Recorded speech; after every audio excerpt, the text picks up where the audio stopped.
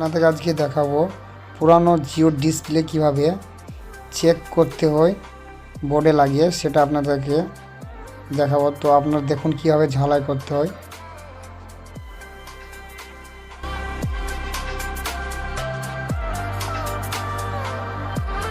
এবার আপনাদেরকে দেখাবো ডিসপ্লে ভালো আছে কি না। তো আমাদের ডিসপ্লে ওকে।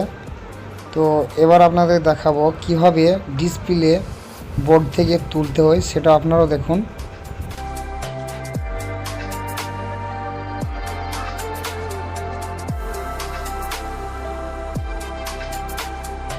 তোমাদের ডিসপ্লে তোলা হয়ে গেছে। তো দেখুন ডিসপ্লেটা কত সুন্দর করে আমরা ঝালাই করে পরিষ্কার করে নিচ্ছি।